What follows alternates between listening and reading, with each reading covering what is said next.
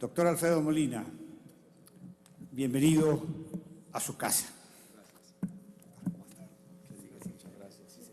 Y además, con un trabajo desinteresado, le han aportado a la dinámica ambiental de este país. Y esas son las organizaciones que trabajan al servicio de los temas ambientales. Y por eso, usted, doctor Alejandro Mota, que hoy representa una de esas organizaciones, pero que además hace parte de un consejo directivo como el de la Corporación Autónoma Regional de Cundinamarca, CAR, que es la corporación por los recursos y por la dinámica en la problemática ambiental de Colombia, la más importante de Colombia. Creo que se ha convertido todos los días usted en un símbolo de trabajo constante en ese tema. Y entonces a esa celebración también me quiero aunar, primero diciendo que gracias por ese trabajo que han hecho al servicio de los colombianos, gracias por el trabajo al servicio del sistema ambiental, gracias por el trabajo a la conservación ambiental y gracias también por dedicarle tiempo a un tema que ambientalmente significa para Colombia, pero que muchos aún no se han dado cuenta lo que es la dinámica ambiental para Colombia. Por eso me quedo sin palabras en ese reconocimiento. Quiero saludarlos a todos ustedes en la tarde de hoy, decirles que desde el Congreso de la República venimos trabajando muchos temas, pero uno de los temas particulares es el tema ambiental. Y yo hoy veo caras muy conocidas acá, amigos de las organizaciones, amigos del periodismo, pero también de las fuerzas militares. Hace mucho tiempo, cuando trabajé en el Sistema Nacional Ambiental al servicio de la CAR, me encontré con personas que significaron en el trabajo de la mano, y por eso cuando yo veo a la Fuerza Aérea acá, recuerdo una persona que hoy ya veo que tiene en su grado, que ha venido ascendiendo en la carrera, y eso me alegra mucho, porque fue una mujer con la que trabajamos y construimos procesos desde la CAR, y que hoy la veo ya de coronel, y eso a mí me alegra muchísimo. La verdad que incorporar todos los sectores del país es lo que necesita Colombia. Yo creo que si nosotros trabajáramos de la mano, y muchas veces lo dije a muchos amigos de las fuerzas militares, trabajando en eso que usted trabajaba, mi coronel, cuando hacíamos trabajos por el río Bogotá, cuando trabajábamos por todos los temas que en la dinámica del día a día, en la fuerza como en la institución ambiental, significaba para el crecimiento de un sector particular. Yo hoy me siento muy agradecido y muy complacido también de que todas las instituciones abramos esa puerta, que abramos esa ventana, que trabajamos de la mano, que desde todos los sectores podamos aportar a la dinámica. Pero igual, cuando hoy hablamos de ambiente, el tema del ambiente es un tema que ya ha cambiado en su concepto. Y ha cambiado en su concepto porque el tema de lo ambiental hoy es más social que ambiental. Y esa es una hipótesis que yo tengo desde la academia, porque los problemas ambientales se han intensificado por la acción social. Y la acción social, paradójicamente, también será la que mitigue y solucione posiblemente esos problemas. Y precisamente entonces, si la acción de afectar, pero también la acción de solucionar está en lo social, pues el tema ambiental va a tener que cambiar una dinámica muy clara hacia lo social también. Y ese tema de lo social implica reconocer que también todos los actores de la dinámica social son los que tienen que venirse a involucrar. En una época uno veía a Alejandro Mota solo, con un Cristo a cuestas, trabajando temas ambientales. Uno no veía periodistas como Julio o como nuestro amigo Libardo, que lo conocemos como el Apuleño en la zona por ser de Apulo, Cundinamarca. No veía periodistas trabajando los temas ambientales, casi no. Uno nunca pretendería ver las fuerzas militares trabajando los temas ambientales, y a mucha gente no le interesaban los temas ambientales. ¿Por qué? Porque no era un tema del día a día, pero tampoco habíamos visto los embates de la dinámica ambiental en la dinámica global. Y hoy ya no es por moda, ya es una necesidad. Y es una necesidad simplemente por una reflexión del reconocimiento de la vida. Y cuando uno habla de la vida es tan integral, pero tan simple que parte de elementos vitales. Y esos tres elementos vitales que yo siempre recalco, reflexiono en clases de política ambiental, son los 3 elementos que nos permiten la vida, a partir de pararnos en el suelo. Estamos parados, ustedes están sentados, pero una silla que está postrada sobre el suelo. 3 elementos vitales. ¿Cuáles? Sin ellos no podemos vivir. Agua, aire y ustedes fisiológicamente. ¿La qué? No. Agua, aire y eso, ¿qué? Yo por aquí lo dijeron. ¿Qué hicieron esta mañana cuando se tomaron un café o una comida, una qué? Exacto. ¿Y eso cómo se llama? Energía vital en lo ambiental. Energía vital. Energía vital porque sin eso no hay vida. Agua, aire y energía vital. ¿Es así o no es así? ¿Qué pasa si aquí nos quitamos la ropa? No lo vayan a hacer. ¿Qué les pasa? Ah, no. Fisiológicamente, ¿qué les pasa? Les da frío. ¿Pero se mueren? Ok. Nos da algo que en lo social impusimos, que es en lo moral nos da pena. Y obviamente por eso no lo hacemos. Pero en lo fisiológico nos da frío. Pero, ¿perdemos la vida por eso? No. ¿Qué pasa si apagamos la energía de este recinto? Nos pone oscuro. ¿Perdemos la vida? No. ¿Qué pasa si en la dinámica del día a día nosotros dejamos, por ejemplo, de andar en vehículo y caminamos? ¿Nos pasa algo? Si tenemos agua, aire y energía. Entonces, efectivamente, esos 3 elementos son los principales y por eso lo ambiental significa la vida en 3 elementos fundamentales. Pero la sociedad, cuando crece, cuando cambia su esquema de vida, va a incorporar energías complementarias. Y ahí está el problema ambiental. Energías complementarias, porque ya no son las energías vitales, sino es la energía complementaria. ¿Para qué? Para estarnos viendo en el televisor, la luz, la calefacción, el enfriamiento, porque uno va a girar 2, por ejemplo, y entonces ya no queremos calentarnos, sino enfriarnos. Entonces metemos a un carro o a una casa y entonces prendemos el aire acondicionado. El 1, energía eléctrica. ¿Derivada de dónde? De las hidroeléctricas o de las termoeléctricas. No nos damos cuenta de ese proceso. ¿Qué hacemos? Conectar el aire acondicionado. Y en el carro estamos enfriando a través de otra energía complementaria, la derivada de los combustibles fósiles, hidrocarburos que luego o se regulan a través de una purificación en diferentes procesos, gasolina, ACPM, ¿cierto? Pero también la industria se abastece de energía eléctrica derivada de las hidroeléctricas o de las termoeléctricas. Las termoeléctricas se abastecen para producir la energía de carbón. Y por otro lado también energías complementarias que en un momento dado tenemos que ir al recurso, al suelo, a extraer y a extraer. Lo cierto es que hoy la vida sin energías complementarias sería imposible. No imposible fisiológicamente, para que lo entiendan, imposible socialmente. Y por eso hoy la sociedad, en lo ambiental, hoy está pesando mucho más, vuelvo y reitero. Porque ¿quién de ustedes va a dejar de usar el smartphone que tiene? O más bien, el que no tenga smartphone, ¿quién no lo desea tener? Hoy tenemos, entonces, otra energía. ¿Saben de qué es la batería de ese smartphone? ¿De qué? De litio.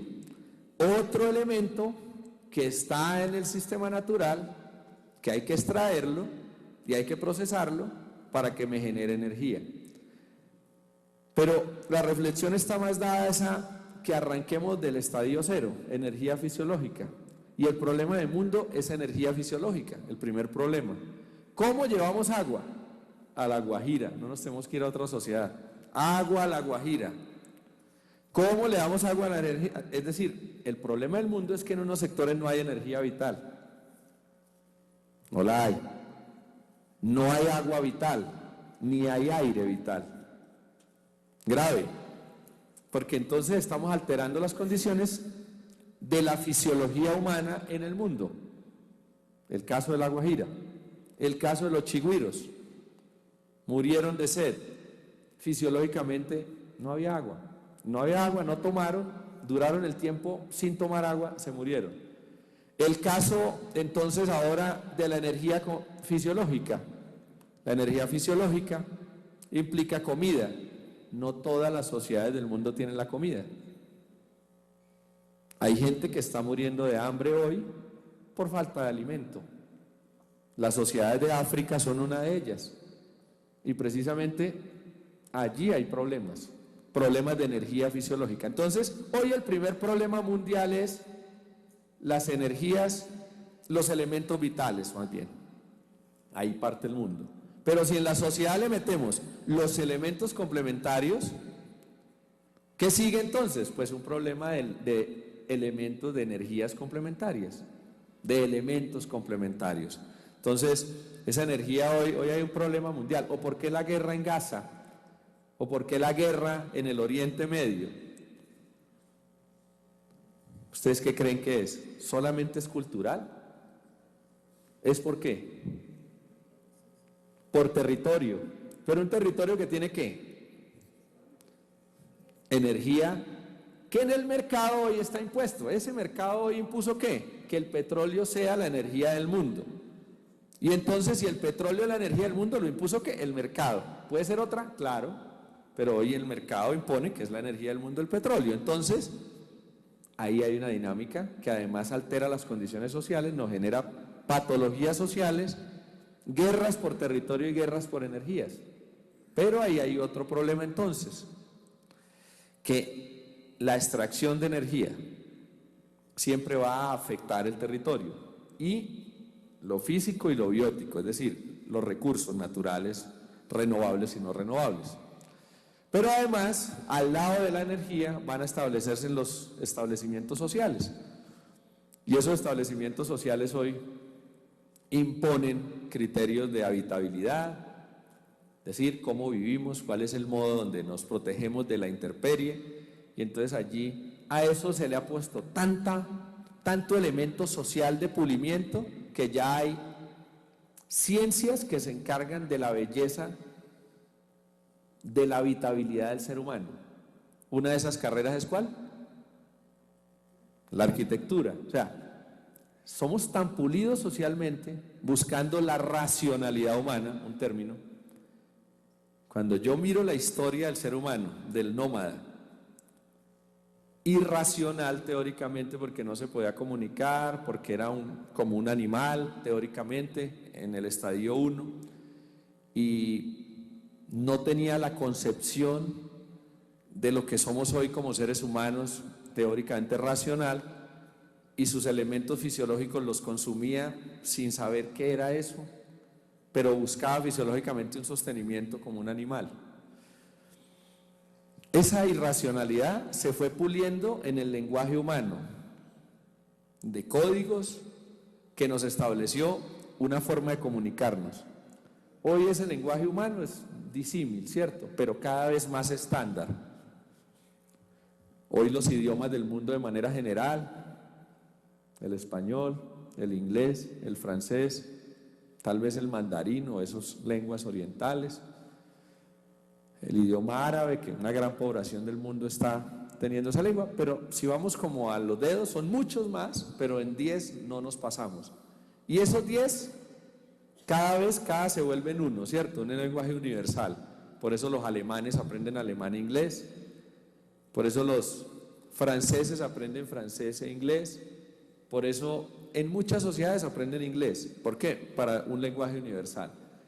Y ese lenguaje nos ha permitido entonces teóricamente comunicarnos, teóricamente. Y la forma de comunicarnos nosotros con el mundo fue que, por ejemplo, en Latinoamérica, que tenemos una característica que es el lenguaje español, alguno aprendiera inglés para que nos interprete y nos comunique. Pero en esa comunicación establecimos unas figuras de comunicación, el lenguaje. Por otro lado, la cultura, en la racionalidad, ser más racionales, volvernos menos animales teóricamente. Y ahí hemos estado jugando un papel importante con la cultura, y una cultura que nos impone la ropa, esa es una de la cultura, nos impone la forma de asociarnos. Unos tenemos una sola mujer, otros tienen 7, otros permiten sociedades que la mujer interprete la democracia, es decir, estén inmersa en la sociedad, otros que no le permiten. Otras sociedades donde todavía hay elementos de su relación social, donde hay imposiciones que se salen del contexto, pero que es así como lo entendemos. Por ejemplo, la pena de muerte se impone a conceptos donde, por ejemplo, un adulterio, eso aún se impone pena de muerte en algunas sociedades. Cultura, que nos impone una forma de vida y unos elementos de requerimiento hacia el ambiente. Por otro lado, el modelo de gobernanza y de gobernabilidad y de organización social en lo político. Entonces, hoy el régimen general presidencialista o el sistema político parlamentario, teóricamente una democracia, teóricamente el Estado como elemento imaginario para poder cohesionar la sociedad, un Estado que se constituye ¿en qué? En un pacto social. Los que leyeron a Rousseau, el pacto social es la puesta en común de los intereses de todos en un pacto social. Y esa es la constitución de ahí para adelante. Pues en Colombia hay constitución, hay pacto social. Y también en Colombia esa constitución se vuelve sólida o se vuelve física a través de la institución.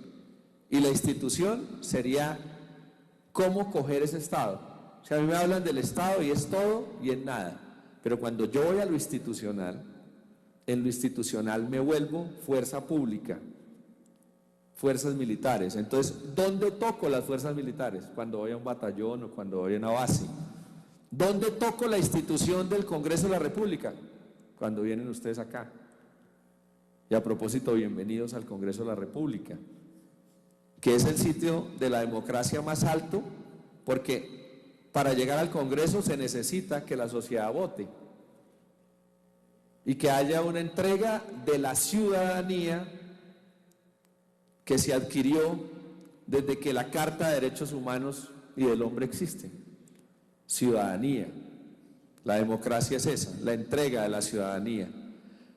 Por eso entonces los estados se constituyen y se instituyen, entonces formas, modelos de representación política de orden social y político. Pero también al lado del código cifrado de la racionalidad salen, por ejemplo, los modelos económicos. Capitalismo, socialismo, el mercado, como teóricamente esa mano invisible que regula la oferta y la demanda. Modelos que en el mundo se han impuesto, pero el capitalismo se impone con la caída del muro, año 89. Ahí tenemos que jugar una dinámica particular de entendimiento de la racionalidad. Pero todo eso, ¿de qué depende? De lo ambiental. ¿Por qué? Porque la Tierra, que es el espacio físico, tiene unos elementos físicos. Entonces, ahí está, otra vez. El agua, el aire, la energía, todos los elementos del subsuelo, de las diferentes capas de la tierra. Hay elementos físicos. Y lo biótico, la vida misma, la vida interpretada en la flora y en la fauna. Y la vida interpretada en la fauna animal, cuando nos visionamos en la naturaleza de la fauna. Pero la fauna en lo humano, cuando nos vamos del sistema natural al sistema social creado por el ser humano. Entonces allí están las dinámicas. Yo me comporto como animal y me comporto como humano, pero todos los días a nosotros se nos olvidó que somos animales y nos hemos racionalmente comportado como humanos. Y en ese comportamiento de humanos es donde hemos terminado emproblemados nosotros mismos. ¿Buscando qué? Algo que voy a presentar ahorita, que es el desarrollo sostenible de manera muy rápida. Quería hacer esta primera introducción simplemente para entender un poco esto, porque la política pues, tiene tanto de largo como de ancho, pero si no hay una disertación de dónde sale la política, simplemente la política son formas. El arte de servir, formas de cohesión social, formas de entendimiento social, formas que permiten que el Estado, la sociedad y otros imaginarios estén de una forma más tranquila. Porque la naturaleza animal es de tranquilidad y la naturaleza animal es de elementos vitales. Un cocodrilo no estará pensando sino en su hábitat, en su agua, en su aire y en su energía. Un león, lo mismo. Nosotros no. Cambiamos esa naturaleza a pesar que sí necesitamos eso. Y a veces el desayuno de nosotros es traumático. ¿A ustedes no les ha pasado que desayunaron y no sabían ni por qué? Pues porque tenían que tener energía. Si ustedes duran un tiempo sin energía, se mueren fisiológicamente. Pero hoy nos preocupamos entonces en la sociedad, en este estadio social, de esos elementos complementarios, de cómo nos vestimos, dónde vivimos, y si en esa vivienda hay pulimiento de la vivienda, si el techo es de un color, si el vehículo donde nos movilizamos es de una marca, si el teléfono de smartphone es de una marca o de otra, si además en la tecnología tenemos WhatsApp o tenemos el sistema de conexión para comunicarnos ágilmente. Bueno, nos preocupamos por otros elementos que en sociedad nos van a pesar. ¿Pero a quién le pesan? A la tierra. Porque todo lo que hagamos es extracción, entrega, es devolución. De excretas, de orín, de residuos sólidos. Por eso entonces yo sí creo que el Estado imaginario se debe constituir a través de una constitución que sea clara y debe instituirse en instituciones que defiendan la temática ambiental. Pero entonces cada día estamos dependiendo de la sociedad y del orden social. Y entonces allí, para introducir y finalizar esta primera disertación, el mundo hoy se ha movido en un tríptico del Estado, el mercado y lo ambiental. Y el mundo en lo social se ha movido en un tríptico entre el Estado, lo privado, que son las empresas, el mismo mercado, y la sociedad civil. Ese sería el tríptico para esta dimensión que hoy estamos disertando. ¿Y por qué? Porque el Estado impone políticas públicas, que es lo que ustedes están viendo allá. Es el lenguaje del Estado, política pública, que no basta con planificarse, basta con ejecutarse para que la gente perciba esa política y diga estoy de acuerdo con ella y mejoré mi condición. Pero también lo privado a través de la empresa impone que necesitamos estar metidos buscando un mercado a través de una producción constante. Pero también hay una sociedad civil que reclama derechos al Estado, salud, educación, agua, energía, de todo. Y hoy se impone por encima de lo que eran las democracias antiguas, que no eran democracias, por el contrario, eran modelos donde la monarquía se imponía. Pero hoy la sociedad civil juega un papel fundamental, porque la política dejó de ser una política vertical, es decir, de arriba hacia abajo, a ser una política horizontal, donde todos somos iguales. Ustedes nada más hoy lo ven, y la sociedad civil se tecnificó y evolucionó tanto que hoy las redes sociales virtuales son más fuertes que un grupo sin red social. Nosotros podemos ser 10 que vamos de la mano y hacemos una arenga de decir sí al ambiente y no a tal cosa. Pero si ese mensaje lo ponemos en el Facebook hoy o en un Twitter, está llegando a millones de ciudadanos del mundo en el estadio 1, en inmediatez. Por eso la sociedad civil hoy es más horizontal. Y la sociedad civil hoy juzga a todo. Entonces antes la política se tomaba de arriba hacia abajo, hoy la política tiene que ser de todos. Porque si alguien agredía la acción individual no se notaba. El monarca mandaba decapitar, el monarca hacía las leyes y el monarca hacía las obras.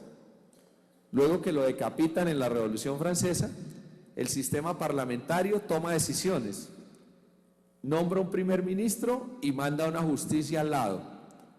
La sociedad civil en ese momento, ¿dónde está? Por ahí. Hoy la posmodernidad nos trae una sociedad civil por encima de los otros dos conceptos. Porque hoy la sociedad civil es la que juzga y es la que impone el criterio. Y por eso son tan importantes las organizaciones ambientalistas en el trabajo ambiental del país. Precisamente por eso lo que yo les quiero reflexionar en este sentido es que la política tiene un lenguaje a través de instituciones. Y el lenguaje de las instituciones es política pública. Y la política pública es la acción, la acción.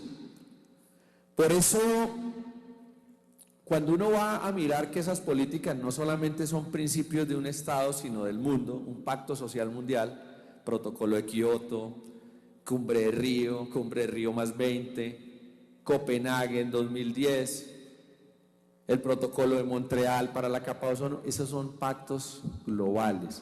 Pero por ejemplo aquí traigo uno, frente a los objetivos del milenio, son colectivos hoy.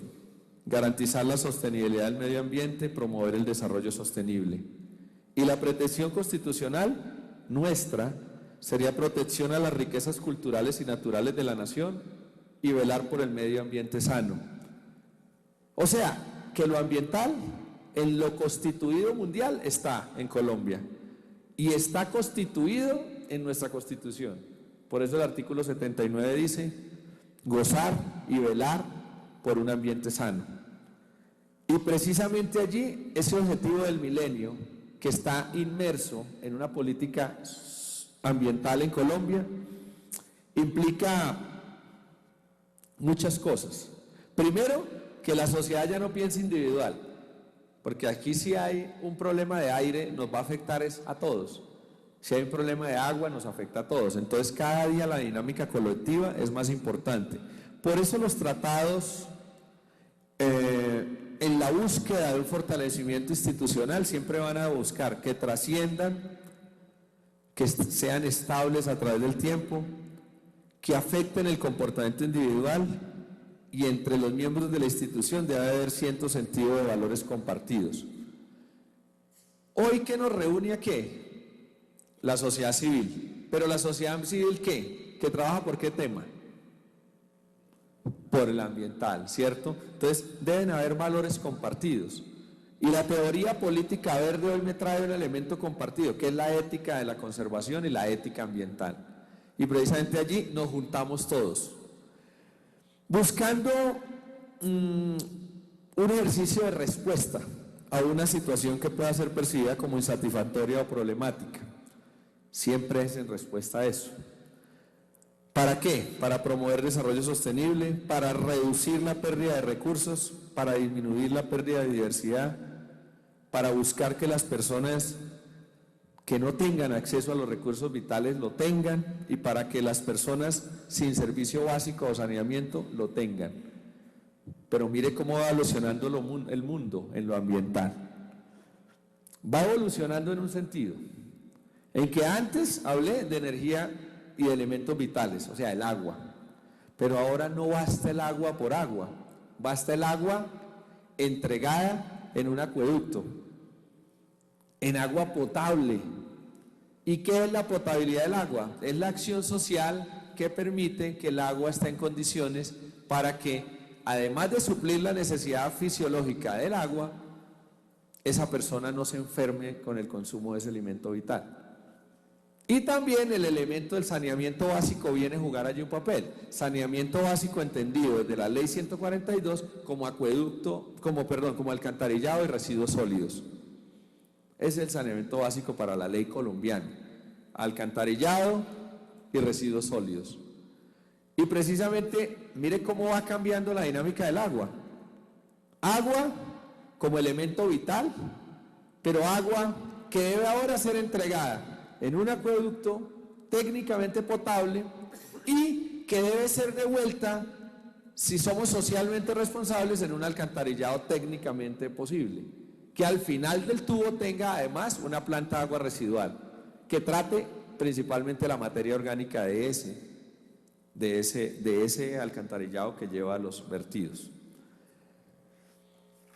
Por eso el lenguaje son las políticas públicas. Y esa política pública implica que en cada país hayan elementos que impliquen institución. Por ejemplo, en Colombia el Consejo Nacional de Política Económica Social, COMPES, siempre va a determinar una política pública hacia algo. Y hay COMPES para todo, dependiendo de la priorización. Por ejemplo, el río Bogotá tiene un COMPES, la laguna de Fucan en Cundinamarca tiene un COMPES. Se está construyendo el COMPES de Páramo, como una acción directa de Estado sobre un objetivo de un foco exacto. Pero también los ministerios van a ser institucionales en poder percibir al Estado. Y acá hay unos ministerios que son los encargados de cada dinámica y de cada tema particular. Ese ministerio y esos departamentos y esos municipios siempre van a responder a una dinámica de integración de todos. Y obviamente esas instituciones en Colombia son descentralizadas, van a responder a un principio democrático, entendiendo la democracia como la participación de todos y la acción colectiva y la participación efectiva. Por eso las ONGs juegan un papel importante en el tema de participación, fundamental. Y la institución en Colombia en lo ambiental puede ser el Sistema Nacional Ambiental SINA, que define los mecanismos de actuación del Estado y la sociedad civil, hoy contenidos en el artículo 1 de la Ley 99. Y ahí está. ¿Pero qué es el SINA? ¿Cierto? El SINA es un todo y el SINA podría... Pero es un todo porque tiene una integralidad en su visión. Instituciones, política pública, tiene recursos públicos en lo ambiental y tiene principios y orientaciones. O sea, es un gran nivel en la visión de Estado frente a lo ambiental. Pero en el marco institucional, pues están del orden nacional autoridades ambientales como el Ministerio de Ambiente y Desarrollo Sostenible, la Unidad Administrativa Especial de Parques, la Autoridad Nacional de Licencias Ambientales y las áreas metropolitanas.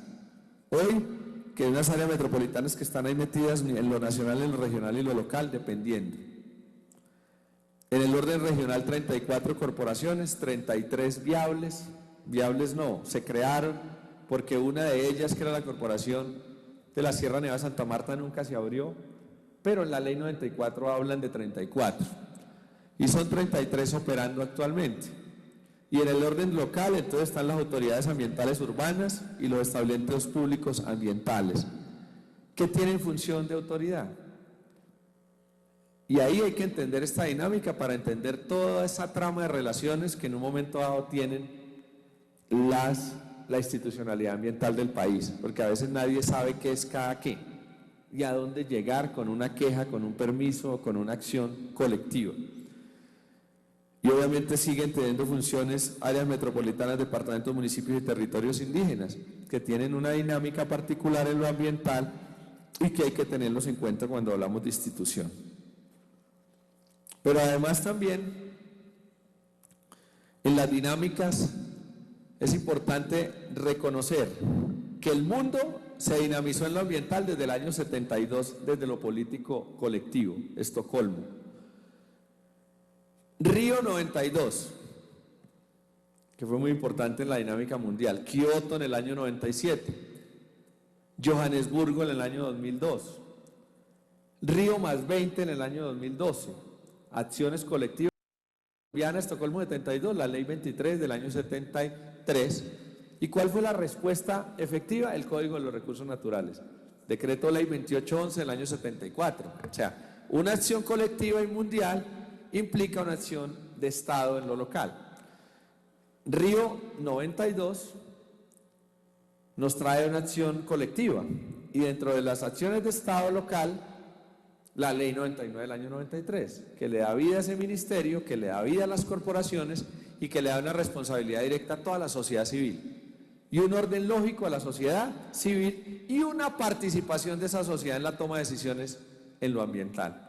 Por eso en las corporaciones, las ONGs están representadas en el Consejo Directivo, como máximo ente de administración y dirección, el Consejo Directivo. Además en el Consejo Nacional Ambiental, donde está la política. Y precisamente es muy importante ese reconocimiento, es porque la participación efectiva es el orden social. Y si el orden social es a través de organizaciones constituidas legalmente, con unos estatutos, con una claridad hacia su orientación, ese es el orden social efectivo. Porque ¿cuál es la sociedad civil que hace la democracia horizontal? Para mí la que esté organizada, para mí la que responda a una responsabilidad individual y colectiva también, para mí la que cumpla los requisitos formales en una dinámica de Estado. Y esas son las organizaciones que están hoy presentes acá y son los que hay que defender por encima de todo, porque cómo nos ha hecho daño a la política los políticos que no hicieron su labor, y la función y la descripción en denominación de la política es el arte de servir, pasó a ser la política es corrupción, es clientelismo, es robar el erario público, y entonces la política se va desvirtuando y se va deslegitimando. ¿Y cómo le han hecho daño a las organizaciones? Las organizaciones de papel que hablaron en nombre de la sociedad civil, que no eran legales o que engañaron a la sociedad también. Y ahí por eso todos los días los políticos y las organizaciones tenemos que hacer frente común, como otros frentes. ¿Para qué? Para todos los días hacer cosas buenas por la institucionalidad, porque es que lo que no se debe perder es la institucionalidad. Yo no podría perder la institucionalidad por algo que alguien genere por encima de la ley. Y lo pongo claramente, yo no podría dejar de reconocer en las fuerzas militares su gran papel y su labor al servicio de los colombianos, su gran papel y labor al servicio del Estado, en la presencia física de una república y de un Estado con límites, en el monopolio de la seguridad. Cuando uno de las fuerzas militares sale y hace algo que no era, porque fue una persona, no fue la institución. Y en Colombia estamos acostumbrados a generalizar, ese es uno de nuestros errores. Y de una vez entonces el ejército es malo, la fuerza aérea es mala, la policía es mala. No, eso debe ser lo que no tiene valor, sino que lo que tiene un valor supremo. Quiere decir, es algo de más valor, es algo de intocable, que debería siempre ser reconocido. Y la acción que se salga de lo institucional, pues es una acción individual. Y esa acción individual es la que se debe penalizar o disciplinar o lo que sea. Pero ahí tenemos un gran error. Y vamos desvirtuando los condicionamientos y vamos olvidando las buenas cosas. Ustedes han escuchado. Y en el decreto de emergencia hace 4 años, hace 3 años. Entonces uno dice, se inundó Colombia, había que echarle la culpa a alguien. Se lo echaron a las corporaciones y por al lado a las organizaciones de la sociedad civil. Entonces, venga. Pero tal vez alguna organización de la sociedad civil no lo estaba haciendo bien, o lo que hizo no lo hizo en el marco de su objeto, ni su misión, ni su visión. Pero claro que ahí es donde hay que hacer una defensa colectiva. Del reconocimiento de una sociedad civil organizada, trabajando por unos fines y unos objetivos comunes, así como hacemos el reconocimiento de una política organizada de Estado. Hoy dictando mi clase de la Cátedra Colombia esta mañana, que la iniciamos en la Universidad Nacional nuevamente, yo les decía a los muchachos, es que aquí el problema en Colombia no es que hayan unas leyes, sino es que esas leyes se interpreten bien por los ciudadanos, pero bien por los representantes del Estado. Porque cuando preguntábamos qué hay que hacer para mejorar, espera, la evolución todavía. Sí, yo sé, pero es que no hemos hablado de esto.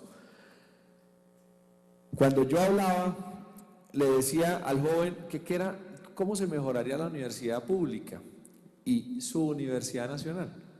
Entonces uno de los jóvenes me levantó la mano y dijo, mira, hay una de las cosas que hay que mejorar es que en la universidad hay una tramitología alta. Y para pedir un bombillo para un videobeam tenemos que hacer 7 pasos, 8 pasos, la clase se acabó, llegamos a los 8 días y el videobeam aún no lo ha instalado. El Estado y lo público.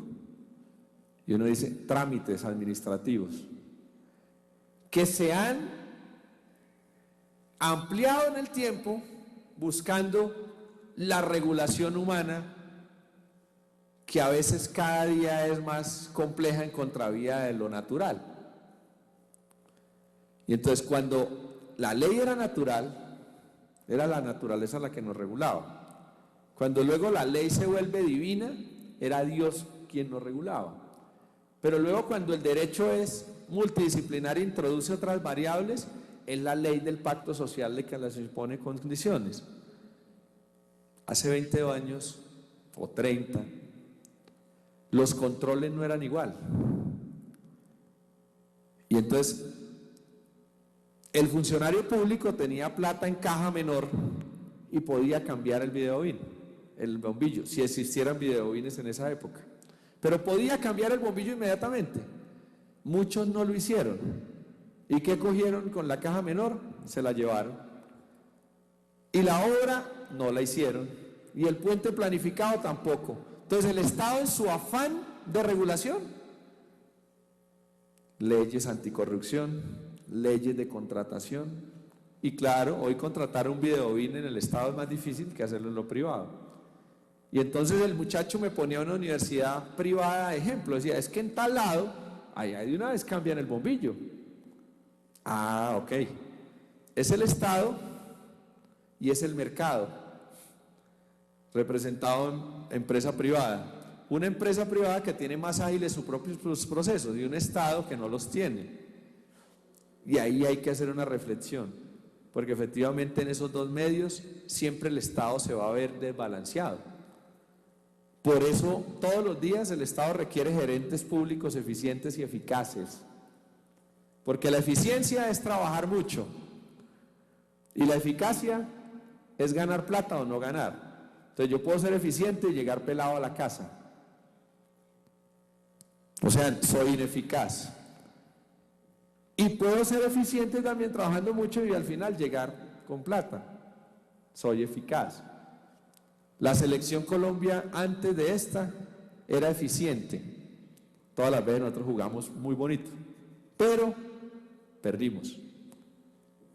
Hoy esta selección mejoró la eficacia, la mejoró porque no hemos ganado nada. O sea, cuando ganemos un mundial, ese día somos eficaces, efectivos, pero mejoramos la eficacia. O sea, fuimos eficientes, jugamos mucho, sudamos y eficaces, hicimos goles hasta el día que nos eliminaron porque no fuimos eficaces en ese partido. Pero es para entender la eficiencia y la eficacia. El Estado colombiano es muchas veces eficiente, pero muchas veces ineficaz. En un hospital público usted nunca deja de ver que están atendiendo. Siempre está la luz prendida hasta las 3 de la mañana, claro. Pero se mueren muchos o no se atienden. Entonces hay eficiencia, pero hay ineficacia. Ahí es donde hay que seguir jugando el papel. Y por eso, retrotrayendo el tema de las ONGs, Yo decía, oiga, la ineficacia general se le cargó a las CARS y la de las CARS a las ONGs. Ahí hay que hacer una reflexión. Y por eso esto hay que seguirlo dinamizando, doctor Alejandro. Yo anoche estuve en el cóctel de Asocars y yo les decía a los gerentes de CARS, doctores, hay que entender la dinámica regional, hay que entender la dinámica social y hay que entender la dinámica política y entender el territorio y entenderlo todo, porque yo no puedo aislarme. Por eso me alegra mucho ver las fuerzas militares aquí en este recinto, porque yo creo que la guerra no se gana a punta de armas solamente. El empoderamiento social se da cuando muchas veces ese territorio llega a la fuerza militar en otra forma y está en la sociedad, no están escondidos, porque ustedes hacen parte de la sociedad colombiana. Yo a veces lo veo en mi región, esos comandantes que llegan así escondidos, como ocultos, están buscando seguridad para los colombianos y le dicen a uno: es que estoy logrando que todos estemos tranquilos, y llegan con un convoy militar a comerse una pizza en el restaurante donde uno está y uno está solo. Uno dice: oiga, qué seguridad. Si el comandante de mi región llega con un convoy, ¿esto está seguro? Pregunto. Y entonces, pero cuando llegan como... ¿Tú eres mayor o coronel, Adriana? Mi coronela, por eso. Entonces sí, no le estaba diciendo mal el rango.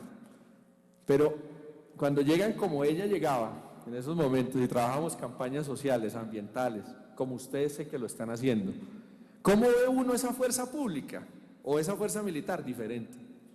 Un día le decía yo a mi general Jerez, que hoy está en este sector: general, ese circo que usted lleva un día, ¿por qué no lo lleva a otros municipios de Cundinamarca? Lo llevaron luego. Hoy ya ve uno el ejército cantando, bailando, integrado en comunidades, integrado en cosas. Oiga, qué bello es eso. Ve uno la policía en comunidad. En la zona de la alta montaña sembramos alisos con los militares y eran unas campañas de reforestación bellísimas y lo siguen haciendo. Se generó la cartilla del soldado. Las ONGs jugaron un papel fundamental en la definición de eso.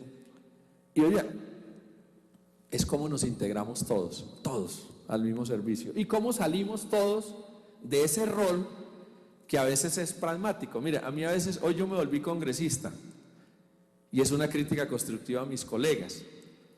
Muchas veces los congresistas son fríos, parecen que estuvieran en la dinámica de la alfombra de Aladín, y uno dice: oiga, pero estos manes, ¿qué les pasa? No, se vuelven congresistas y ya no saludan, ya caminan distinto. Eso nos hace mucho daño a nosotros los congresistas, mucho. Y sobre todo cuando no estamos entendiendo la dinámica social, y eso es a todo nivel. Por eso que es importante la sociedad civil enseñándonos a eso, a construir sociedad, a integrarnos en temas amables, a incorporarnos en una dinámica, porque el único éxito para la paz, o la única fórmula para la paz, es primero creer en ella. Hoy acabé de hacer también una entrevista, cuando me preguntaban sobre el problema agropecuario de Colombia, era que le falta infraestructura, que no hay embalses, que no hay distritos de riego, que los insumos son costosos, que la tierra no se planifica, que el Estado debe intervenir para que usted no siembre cuando no debe sembrar y donde no debe sembrar, que el costo de la tierra tiene que regularse, que Y me dice la periodista: ¿pero eso no es una utopía? Digo: claro, pero es que utopía es todo en la vida. La misma utopía puede ser saber que yo tengo vida y que bueno, no va a pasar, pero que aquí cae en este momento algo y perdimos la vida. Eso puede ser utopía. Utopía puede ser: la vida es maravillosa, pero no vale la pena vivir porque mañana voy a morir. Y entonces yo le decía a la periodista: a las utopías hay que hacerle frente a través de la esperanza. Y si yo no tengo esperanza de que mañana hay vida y que hay un día mejor, pues ¿a qué salgo a la calle?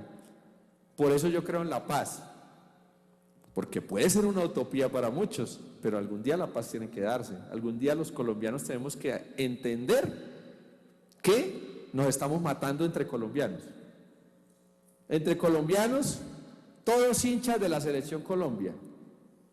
Entre colombianos, todos con familia. Y con algo más curioso: porque a veces esos discursos muy hacia el radicalismo le dicen a uno, pero es que hay que atacar y la guerra sí en el control, o por el otro lado es que los derechos hay que reivindicarlos a través de las armas y yo no sé qué vaina, ta. Los que terminan en esa reivindicación y en esa lucha son guerrilleros, paramilitares, fuerzas militares.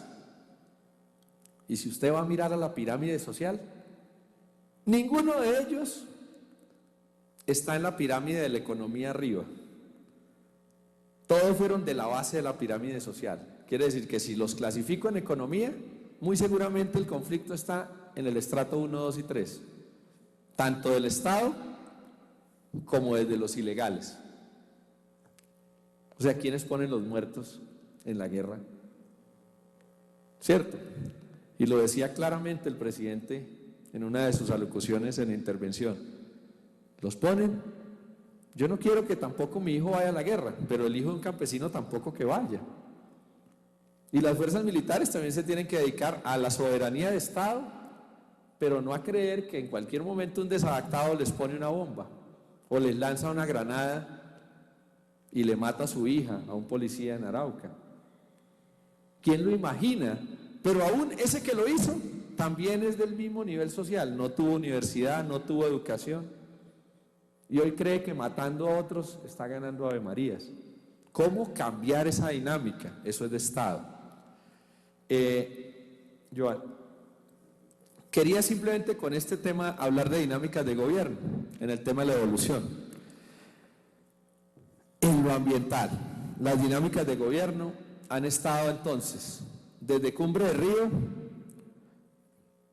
desde la Cumbre de Río, entonces César Gaviria, 90-94, pero ahí estuvo la ley 99. Fue una ley importante para Colombia, es el código que nos mantiene vigencia. Con Ernesto Samper se estableció ese Sistema Nacional Ambiental. Con Pastrana internacionalizamos las variables ambientales en la formulación y ejecución de las políticas sectoriales regionales. Muchos tratados se firmaron allí. Con el presidente Uribe se fusionó el Ministerio de Ambiente con el de Desarrollo. Perdimos el estatus que tenía en el manejo ambiental en el contexto de los planes de desarrollo nacional, porque fusionamos, fuimos un híbrido y entonces el desarrollo estuvo por encima de lo ambiental. En el segundo mandato de él, gestión ambiental y riesgo, se introduce el concepto de cambio climático, pero seguíamos fusionados, desarrollo con ambiente. Con el presidente actual, la sostenibilidad ambiental y la prevención del riesgo, porque estuvo en el marco de una dinámica del cambio climático, pero también de algo adicional, la variable climática, que es el fenómeno de la niña y el niño, que son constantes en el tiempo. Rediseño institucional hacia el tema de la ANLA, pero precisamente aquí hay que mirar una mirada a la política pública, porque en la realidad hay atomización hoy funcional del sistema, concurrencia institucional, porque hay una pluralidad de instituciones, a veces la gente no sabe qué hacer, y el Sistema Nacional Ambiental debe estar redefinido en todas sus dinámicas y se va a redefinir, no solamente en las ONGs, y en eso yo, doctor Alejandro, estaré siempre como un defensor al lado, porque esa es una realidad. En la política pública hay asimetría orgánica. Me gustaría compartirles un trabajo técnico que es de mi autoría, que ahí se ve claramente en un estudio que hicimos para la Sergio Arboleda, eso, todos estos temas, para hacer más claro, y cuando lo lean lo entenderán un poco más, la génesis institucional, la evolución institucional, pero cuando mira esto uno ve asimetría en la estructura, un Ministerio de Ambiente, luego una ANLA diferente a la autoridad local diferente al área metropolitana, el área metropolitana diferente a la Unidad de Gestión Ambiental Urbana, todo es diferente. Y entonces eso es grave, porque la Fuerza Aérea Colombiana no podría ser diferente en Arauca y en Casanare, o diferente en Bogotá. Ustedes son lo mismo, ustedes se identifican por unos códigos exactos. Entonces por eso yo te digo coronel Adriana, o le digo mayor, o le digo capitán, ¿cierto? Hay unos códigos exactos. En las autoridades ambientales no hay códigos exactos. Hay asimetría en su estructura orgánica. Y entonces, por ejemplo, en la CAR, la subdirección que entrega los permisos ambientales puede ser de desarrollo sostenible y se va a Corporinoquía. Y lo mismo lo haría, pero a le pusieron subdirección de permisos ambientales. Y entonces uno creerá que esa vaina es diferente. Y ahí empiezan los problemas, porque cuando todos se nombran diferente, aplica la teoría de la isla de MacArthur, que en ecología es lo siguiente: la rata de extinción es más alta en las islas que en el continente. Quiere decir que una especie se extingue más fácil en una isla que en un continente, porque en el continente hay más agua, hay más recursos, hay más variación climática, pero también hay más variación genética y de todo. En una isla se encerraría esa especie y puede morir por genética, puede morir por un fenómeno climático, puede morir por cualquiera. Entonces la rata de extinción es más fácil o más alta en las islas que en el continente. Por eso, si nosotros nos volvemos islas en lo ambiental en Colombia, ¿qué nos va a pasar? Según MacArthur, se van a extinguir, ¿cierto? Y ese es el primer mensaje a las instituciones. A todas las instituciones les tenemos que decir, y les decía yo ayer a las autoridades ambientales, oiga, dejen de mandar mensajes disímiles. Ustedes tienen que mandar mensajes unificados, porque no puede haber una ministra o un ministro diciendo, es que las autoridades ambientales regionales son malas. Oiga, ¿por qué no las llama? Y les dice, venga, ustedes la están embarrando en A, B, C, D. Porque al final el sistema es uno solo. Y yo como hablo de mi hermano, de mi hermana, de mi casa, cuando deben haber una institucionalidad por lo menos cohesionada en el principio del valor de la ética de servirle a lo ambiental. Y si, casi como ustedes las fuerzas, si al ejército le va bien, alégrese. Si a la fuerza aérea le va bien, usted alégrese. Si hay un operativo en torno a la policía, alégrese. ¿Por qué? Porque es la fuerza militar y pública la que le fue bien, de manera general. Y estamos garantizando seguridad. ¿Qué era lo normal? Que el uno le echara dedo al otro y que si no fue la operación de un lado o la del otro, y eso pasó en una época en el Estado, en la seguridad. Y en lo ambiental pasa exactamente lo mismo. Una atomización. Alejandro, ¿qué les cuesta a los directores de CAR? Y se lo he dicho a Ramón. Ponerse de acuerdo. ¿Cómo me va a llamar la berraca su dirección de permisos en todas las CAR de Colombia? Pónganle ellos mismos en una reunión. No se pongan a contratar consultores para ponerle nombres a las subdirecciones. La misma que hace lo mismo, deberían ponerle todos, listo, permisos ambientales. Nadie se salga de ese rango. ¿Cuánto tiempo las concesiones de agua? 3 meses. Nadie se puede pasar de ahí. Porque la sociedad civil que reclama ambiente como ustedes, también hay una sociedad civil que va a reclamar diligencia en los permisos de las autoridades, revisión exhaustiva y rápida. Y resulta que cuando uno mire, ¿hace cuánto tiene usted el expediente? No, solamente hace 2 años. Ya se le vuelve el solamente 2 años. Y entonces es casi como cuando yo le decía a mis funcionarios, ¿en cuántas semanas me va a entregar usted su informe? ¿En una semana santa o en una semana? Pero cuando uno vuelve las semanas santas son 2 años. Y muchas veces los permisos ambientales se vuelven en 4 semanas santas. Y eso afecta la decisión de las autoridades y la legitimidad de la sociedad. Nadie las quiere mirar. La estructura es compleja. En el marco de la coordinación, la dirección de administración es diferente, ¿o no, Alejandro? Interrelación, todas se interrelacionan diferente. La política sectorial ambiental en Colombia, bueno, es una sola, esa sí es importante, pero esa es la que hay que imponer a todo nivel. Porque a veces cuando ustedes toman la decisión en política sectorial, por ejemplo, este año el tema es biodiversidad, va a una corporación particular y dice el tema ya es el agua. ¿Qué disimilitud? Grave problema, porque entonces no nos van a entender el mensaje. Y el concepto de desarrollo sostenible, que ahí acabo, Alejandro, que se entiende por el desarrollo sostenible el que conduzca al crecimiento económico. Entonces volvemos a lo primero que estaba estableciendo, elementos vitales, el hombre como animal o como ser social, y cuando se volvió ser social se volvió racional. ¿Y qué es racional? Esto, crecimiento económico. ¿Y para qué crezco económicamente? Para elevar la calidad de vida. ¿Y cuál es esa elevación de calidad de vida en la actualidad? Hoy, ¿qué es? ¿Qué es la elevación de la calidad de vida? ¿Alguien me puede decir rápido? Ese es uno de los elementos, principios fisiológicos rápidos, sí, pero ¿tú estarías contenta con tener solo salud o educación?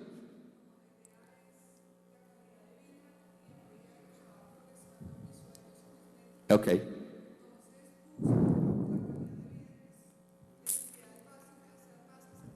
Entonces, perfecto. Lo estás poniendo en el término terrenal. Entonces, si ustedes tienen, ¿cómo elevan la calidad de vida? Lo primero que hay que tener es ¿qué? ¿Qué? Ah, ok. Pero entonces, agua, techo y alimento. Si es mejor la condición, luz. Pero ahora, ¿eso cómo se da? Con crecimiento económico. Lo dice el mismo desarrollo sostenible, ojo. Pero ¿qué pasa si ustedes crecen económicamente? ¿Cómo es su calidad de vida? ¿Se han preguntado eso? ¿Cómo han elevado la calidad de vida de todos los seres sociales? Mejorando todas sus condiciones de habitabilidad. Entonces ya su casa no era una casa con tejas de paja, o sin tejas y con paja, y luego con tejas de barro, sino que es una casa ahora ¿qué?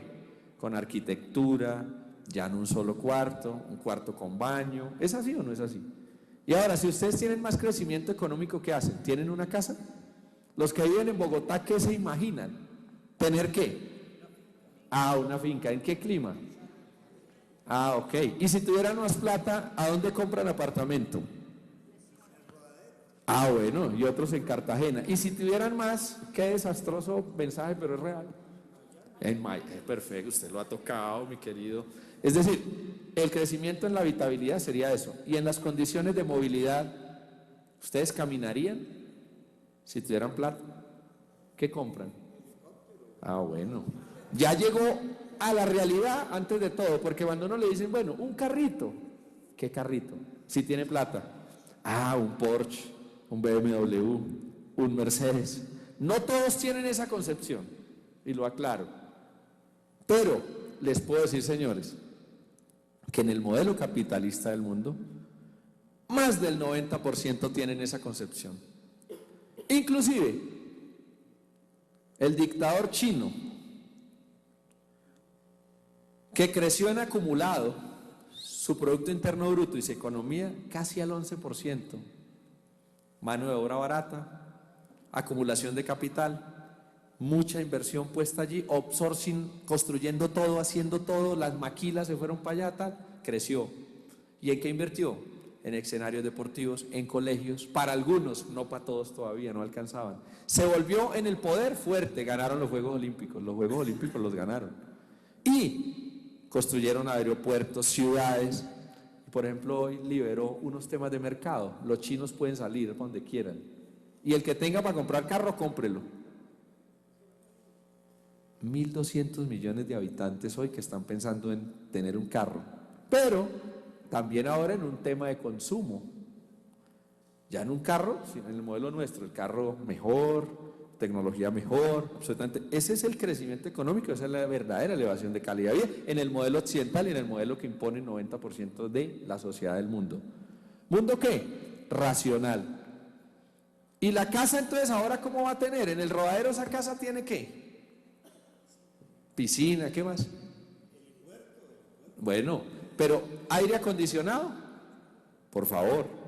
Y en el frío, el chalet del Neusa, ¿qué tendría? Calefacción. Entonces, energías complementarias.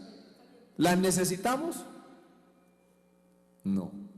Pero el modelo racional me ha impuesto un modelo de elevación de calidad de vida. ¿Qué es eso?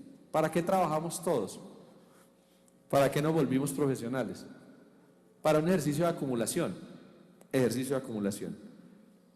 Bienestar social, el desarrollo sostenible va al bienestar social. Teóricamente, todos deberíamos estar mejor. Y las condiciones del bienestar social vienen muy relacionadas a la política social. Y la política social tiene que ver mucho con la caridad. Y la caridad tiene que ver mucho con lo básico. la educación, la salud, las condiciones de habitabilidad. O sea, teóricamente debe promediar por ahí. Pero todo esto se debe lograr sin agotar la base de recursos naturales, sin agotarlos, los renovables en los cuales se sustenta, ni deteriorar el medio ambiente o el derecho a las generaciones futuras a utilizarlo para satisfacción de sus propias necesidades. O sea, garantizar que los jóvenes, niños, todos tengan los mismos derechos. La pregunta es, 7.500 millones de habitantes, en un crecimiento poblacional exponencial, al punto que ya nos volvimos un problema ambiental mismo. O sea, usted habla problemas ambientales en el mundo, un problema ambiental, el crecimiento poblacional.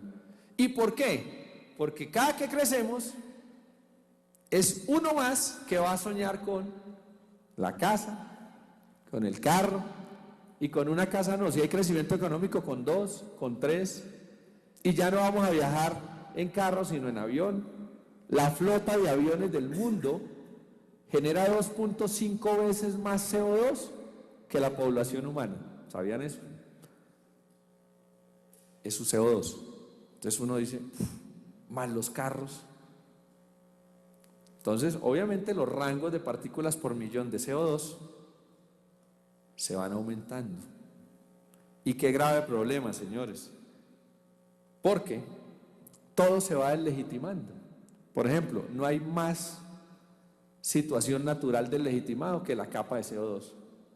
Nadie habla de la capa de CO2, hablan del cambio climático generado por una acumulación de los gases de efecto invernadero, principalmente el CO2.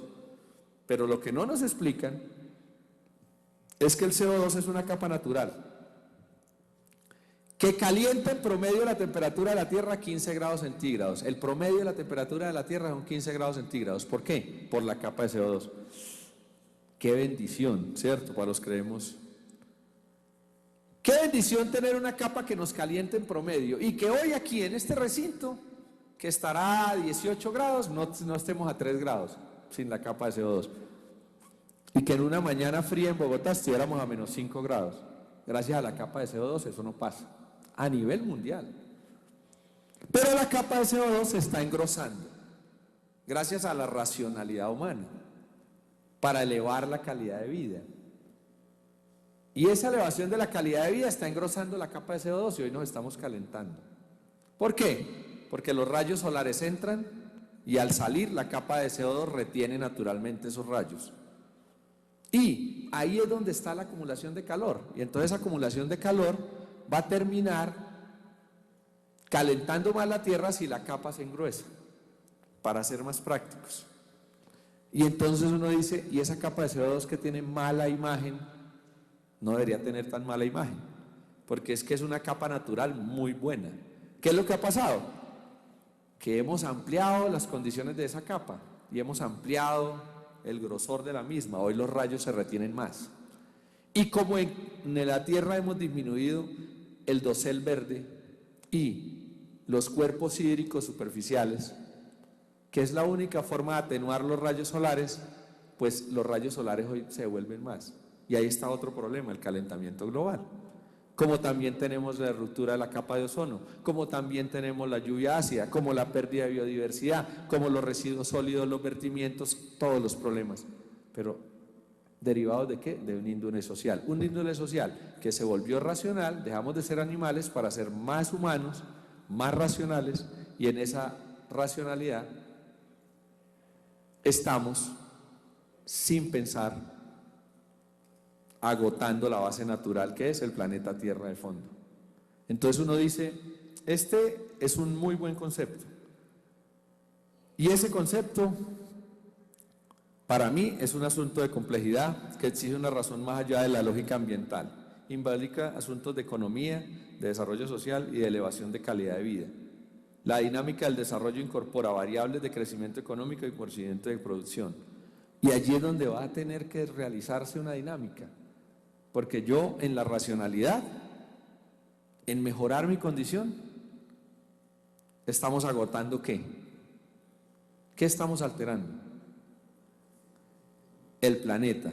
Y entonces al final, no solamente es suicida, el que se pone una pistola en la frente, aquí o acá, o en la sien, y dispara. Yo creo que el modelo social del mundo en general es un modelo que está llevando a una extinción de la misma especie, y que cualquier alteración en las condiciones físicas y bióticas del planeta nos puede costar la vida misma. Y todos los días nosotros no salimos a eso. Todos los días salimos ¿a qué? Como Superman, a luchar por la justicia, nosotros a elevar la calidad de vida. Y la elevación de la calidad de vida va a implicar todas esas relaciones y esas correlaciones. Pero y la pregunta ahora, cuando uno le hacen lo contrario, es ¿y quién está dispuesto a no vestirse a partir de mañana? ¿Quién está dispuesto a dejar el smartphone? ¿Quién está dispuesto a no caminar en carro, en avión? ¿Quién está dispuesto a no dar un desayuno diferente a lo natural? Desayunos que todos los días son diferentes. ¿O cómo desayunan nuestros hijos hoy? Ya no desayunan como desayunábamos hace 40 años. Desayunan diferente, ¿o no? Con paquetes, empaquetados, con cereales, etcétera. ¿Quién está dispuesto a eso? ¿Quién va a decir yo renuncio a todo eso? Esa es la pregunta. Y ahí está la dinámica en los foros internacionales y mundiales. Nadie quiere renunciar.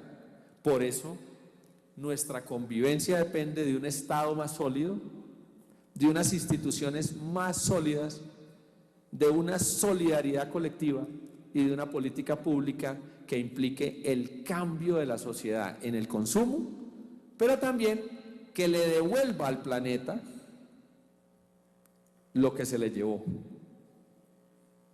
Y la plata que hay que poner, en vez de guerras y en vez de otros, debería ser en la vida del planeta. Y Saramago decía, y con eso termino, la humanidad en los últimos tiempos ha dedicado más recursos económicos para buscar vida en otro planeta que para garantizar la vida misma en el mismo planeta. Y es una realidad. Muchas gracias a ustedes. Cualquier inquietud.